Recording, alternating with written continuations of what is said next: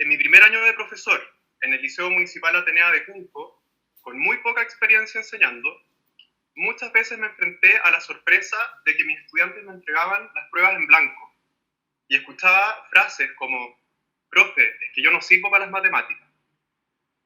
Y así rápidamente entendí lo que hoy ya tiene amplio sustento científico, y es que todo aprendizaje es social y emocional.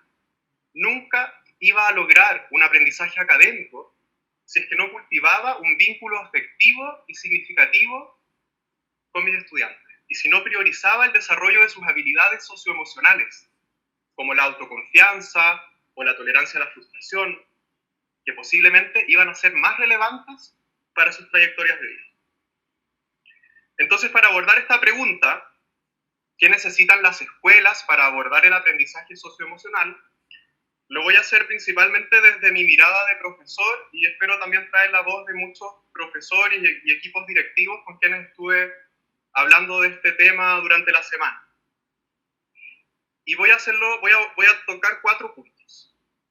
En primer lugar, pienso que todos los actores del sistema educativo necesitamos una mayor claridad conceptual respecto a qué es aprendizaje socioemocional. Así como Amanda nos ofreció una mayor claridad conceptual sobre la resiliencia, voy a tratar de generar una reflexión que nos dé mayor claridad conceptual, porque veo que nos falta cultivar un lenguaje común a nivel país para hablar de este tema donde convergen distintas disciplinas.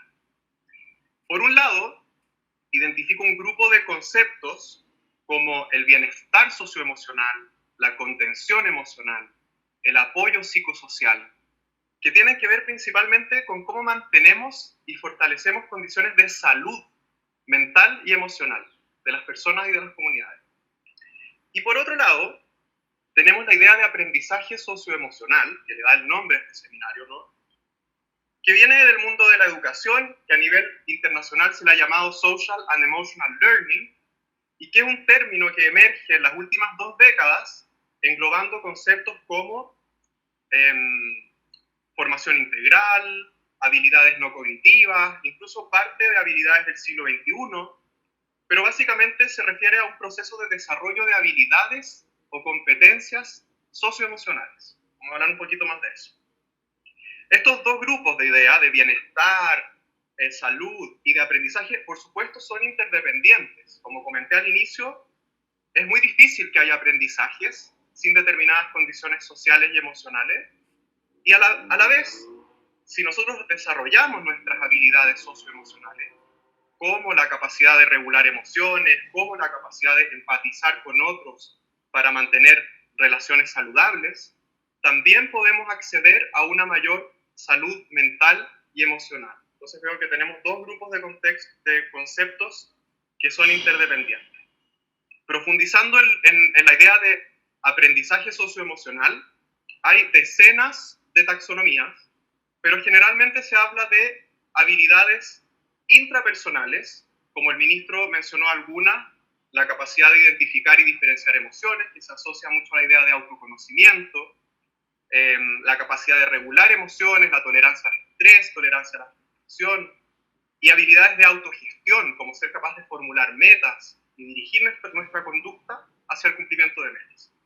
Y por otro lado, habilidades interpersonales, como la colaboración, la comunicación, la empatía, la apreciación por la diversidad. Este movimiento de aprendizaje socioemocional se ha expandido notablemente en los últimos años y se ha favorecido del sustento que le ha dado la ciencia. Existen ya muchos estudios de alta calidad, por ejemplo, estudios longitudinales, estudios de gran escala, que han mostrado los beneficios asociados a promover estas habilidades. Beneficios tanto a nivel individual como social. Como por ejemplo, mejoras de los resultados académicos y logros educativos, mejora de la salud física y mental de la población, mejora de conductas ciudadanas, reducción de conductas violentas, como la violencia de género o la violencia racial, que de UNESCO nos contaban que está en plena expansión en este contexto de crisis. Bien, y con esta mayor claridad conceptual, voy a pasar a mi segundo punto para responder esta pregunta de qué necesitan las escuelas para abordar el aprendizaje socioemocional. Y quiero plantear que para promover el aprendizaje socioemocional, una de nuestras prioridades debe ser el aprendizaje socioemocional de los adultos. Para enseñar habilidades socioemocionales, debemos educarnos socioemocionalmente nosotros primero, que no hemos vivido una educación formal centrada en el aprendizaje socioemocional. Ocurre lo mismo que en el plano de la contención o el bienestar emocional. Difícilmente puedo ser un factor de contención o un agente de salud mental si mi salud mental está deteriorada. Esto tiene que ver con que el modelamiento es una clave para el aprendizaje humano y enseñar habilidades socioemocionales no es la excepción. Por ejemplo, si yo quiero enseñar una habilidad como la empatía a mis estudiantes, no solo necesito una comprensión conceptual muy clara de qué es la empatía, también tengo que ser capaz de demostrar esta habilidad a través de comportamientos específicos. Como por ejemplo, en el caso de la empatía, puedo demostrarla a través de la escucha activa en conversaciones con otros. Es decir, escuchar atentamente, interrumpir lo menos posible, no emitir juicios sobre lo que escucho, parafrasear las ideas del otro para demostrar o rectificar mi comprensión.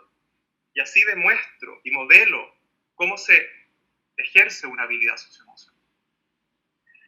Para lograr este aprendizaje socioemocional de adultos, necesitamos perfeccionamiento y desarrollo profesional, tanto de líderes educativos como de docentes. Y para eso, la materia prima más importante que necesitamos es tiempo. Tiempo que nos da condiciones propicias para el aprendizaje. Y en ese sentido es urgente que sigamos tomando medidas para reducir el agobio y la sobrecarga de trabajo. La priorización curricular y la flexibilidad y la autonomía curricular son imprescindibles y no va a ser solo para este año de emergencia, sino que también para el futuro que nos espera. También las comunidades educativas debiesen generar estrategias de cuidado, no demandando excesivamente a sus equipos. Y cuando digo priorizar el aprendizaje socioemocional de los adultos, me refiero también a las familias, que se han convertido en el mediador más importante posiblemente del aprendizaje de los estudiantes.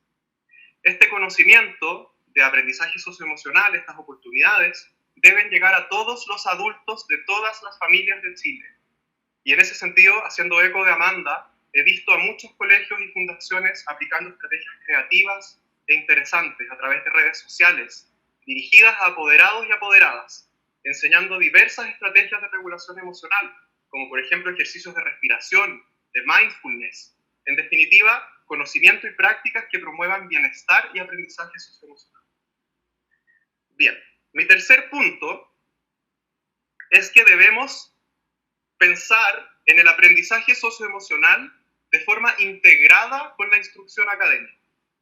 Debemos erradicar la creencia de que es o aprendizaje socioemocional o aprendizaje académico.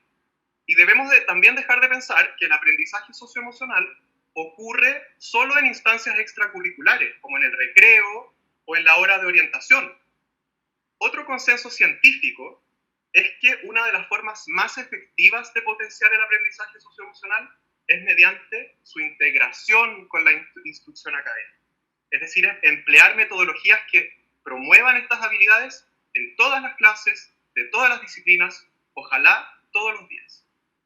Y esto, por supuesto, se hace notablemente más difícil en el contexto actual de educación a distancia.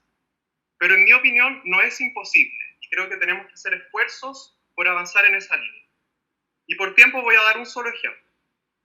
La ciencia nos ha indicado actualmente que la habilidad de percibir y diferenciar emociones en uno mismo y expresarlas con un vocabulario emocional rico y detallado está asociada esa habilidad a diversos beneficios a nivel de salud mental y emocional o de relaciones interpersonales saludables.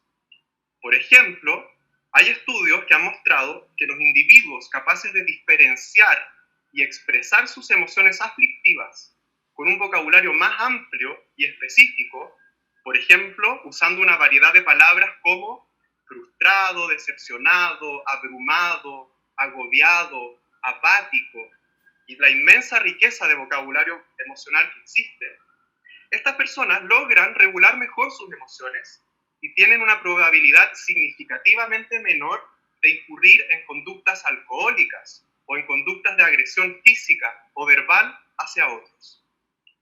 Y el desarrollo de esta habilidad de diferenciación de emociones, o que también se le llama granularidad emocional, es algo que podemos promover todos los profesores y profesoras de todas las asignaturas, ojalá todos los días, formulando preguntas como, por ejemplo, ¿qué emociones te produce observar esta imagen? ¿Qué emociones crees que motivaron a tal personaje? ¿Qué emociones crees que se vivían durante tal periodo histórico-político? Y así ir investigando conceptos emocionales y enriqueciendo nuestra base de vocabulario emocional.